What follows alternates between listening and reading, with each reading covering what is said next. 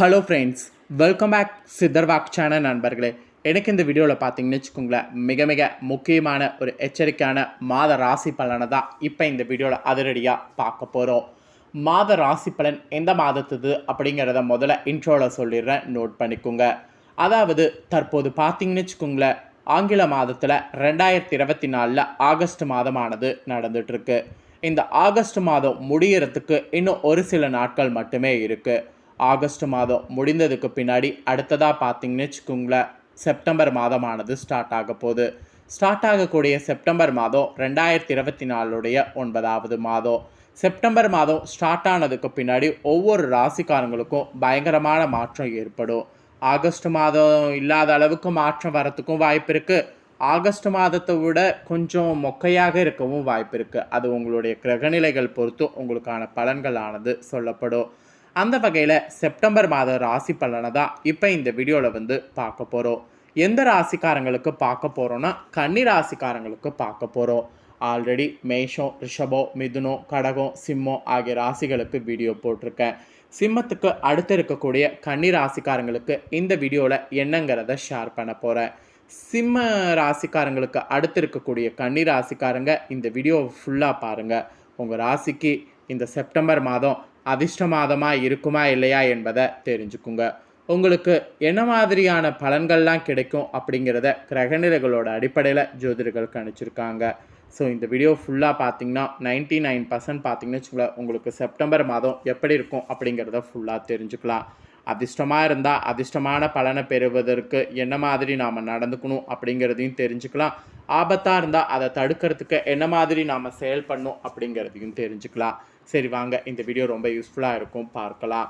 September மாத ராசி பலனை உங்களுக்கு பார்க்குறதுக்கு முன்னாடி ஃபஸ்ட்டு கிரகநிலைகள் உங்களுக்கு சாதகமாக இருக்கா இல்லையாங்கிறதெல்லாம் நாம் தெரிஞ்சுக்கிறதுக்கு முன்னாடி செப்டம்பர் மாதத்தில் வரக்கூடிய சிறப்பு தினங்கள் பற்றி பார்த்துடலாம். செப்டம்பர் மாதத்தில் உலக சிறப்பு தினங்கள் நிறைய வருதான். அதனால் சிறப்பு தினங்கள் என்னென்னங்கிறத ஷேர் பண்ணுறேன், அதெல்லாம் வாங்க பார்க்கலாம். செப்டம்பர் மாதம் 2ஆம் தேதி சர்வதேச தேங்காய் தினமாக சொல்லப்படுது. செப்டம்பர் மாதத்துடைய முதல் சனிக்கிழமை சர்வதேச கழுகுகள் விழிப்புணர்வு தினமாக கருதப்படுது. செப்டம்பர் 5ஆம் தேதி சர்வதேச கருணை தினமாக கருதப்படுது. செப்டம்பர் 8ஆம் தேதி உலக எழுத்தறிவு தினமாக கருதப்படுது. செப்டம்பர் 10ஆம் தேதி உலக தற்கொலை தடுப்பு தினமாக கருதப்படுது. செப்டம்பர் 12ஆம் தேதி தெற்கு தெற்கு ஒத்துழைப்பு ஐக்கிய நாடுகள் தினமாக கருதப்படுது. செப்டம்பர் 15ஆம் தேதி அனைத்துலக மக்களாட்சி நாளாக கருதப்படுது. செப்டம்பர் 16ஆம் தேதி உலக ஓசோன் தினமாக கருதப்படுது. செப்டம்பர் 18ஆம் தேதி உலக தண்ணீர் கண்காணிப்பு தினமாக கருதப்படுது. செப்டம்பர் 21ஆம் தேதி உலக அமைதி தினமாக கருதப்படுது. செப்டம்பர் 22ஆம் தேதி மைக்கேல் பாரடா பிறந்த தினமாக கருதப்படுது. அதே நாளில் உலக கார் இல்லாத நாளாகவும் கருதப்படுது. செப்டம்பர் 27ஆம் தேதி உலக சுற்றுலா தினமாக கருதப்படுது. செப்டம்பர் 28ஆம் தேதி பசுமை நுகர்வோர் தினமாக கருதப்படுது. அதே நாள் உலக ரேபீஸ் தினமாகவும் கருதப்படுது. செப்டம்பர் 29ஆம் தேதி சர்வதேச காப்பி தினமாக கருதப்படுது. செப்டம்பர் கடைசி வாரம் உலக கடல்வாழ் பாதுகாப்பு தினமாக கருதப்படுது. செப்டம்பர் கடைசி ஞாயிறு உலக இதய தினமாக கருதப்படுது. அதே நாள் செப்டம்பர் கடைசி ஞாயிறு காது என்கச் தோர் தினமாக கருதப்படுது. இப்படி செப்டம்பர் மாதத்தில் உலக தினங்கள் நிறைய வரும். அதனால் செப்டம்பர் மாதம் பார்த்திங்கன்னு வச்சுங்களேன், ஒரு உலக மாதம் என்று கூட சொல்லலாம். ஸோ இந்த செப்டம்பர் மாதத்தில் கன்னிராசியில் பிறந்தவங்களுக்கு கிரகநிலைகள் இந்த மாதிரி தாங்க அமைஞ்சிருக்கு. கன்னிராசிக்காரங்க நீங்கள் உத்திரம் 2, 3, 4 பாதம், அஸ்தம், சித்திரம் 1, 2 பாதம் இந்த நட்சத்திரத்தில் பிறந்தவங்க அத்தனை பேரும் வீடியோவை ஸ்கிப் பண்ணாமல் பாருங்கள். உங்களோட நட்சத்திரத்துக்கு கண்டிப்பாக இந்த கணிப்பு நல்லா யூஸ்ஃபுல்லாக இருக்கும். ஃபஸ்ட்டு கிரகநிலை என்ன மாதிரி அமைஞ்சிருக்குங்கிறத சொல்கிறேன், அந்த கிரகநிலையை தெரிஞ்சுக்குங்க. ராசியில் தனவாக்கு குடும்பஸ்தானத்தில் கேது இருக்கிறாரு. அதாவது ராசியில் செவ்வாயும் தனவாக்கு குடும்பஸ்தானத்தில் கேது இருக்கிறாரு. ரணருண ரேகஸ்தானத்தில் சனி இருக்கிறாரு. அஷ்டமஸ்தானத்தில் குரு ராகு இருக்கிறாரு. லாபஸ்தானத்தில் சுக்கரன் இருக்கிறாரு. அயனசயன போகஸ்தானத்தில் சூரிய புதன் இருக்கிறாரு. இந்த மாதிரியெல்லாம் கிரகநிலைகள் கன்னிராசிக்காரங்க உங்களுக்கு செப்டம்பர் மாதம் அமைஞ்சிருக்கு. இதனோட அடிப்படையில் தான் நீங்கள் பெறக்கூடிய பலன்களை ஜோதிடர்கள் கணிச்சிருக்காங்க.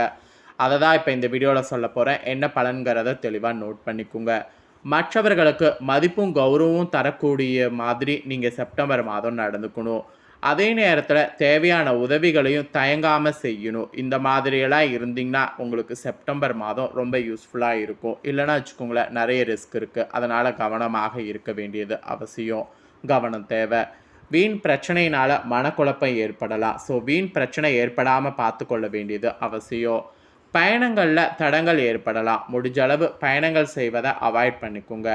6வது இடத்துல கேது இருக்கிறதுனால உடல் ஆரோக்கியத்தில் கவனமாக இருக்க வேண்டும். இல்லைன்னு வச்சுக்கோங்களேன், அதுலேயும் உங்களுக்கு ப்ராப்ளம் வரும். எடுத்த காரியத்தை செய்து முடிப்பதில் தடைகள் ஏற்படலாம். முடிஞ்ச அளவு காரியத்தை நீங்கள் புதுசாக செய்கிறத அவாய்ட் பண்ணிக்கோங்க. அப்புறம் வழக்குகள் சம்பந்தமான விஷயங்களில் மிகுந்த எச்சரிக்கையோடு இருக்கணும்.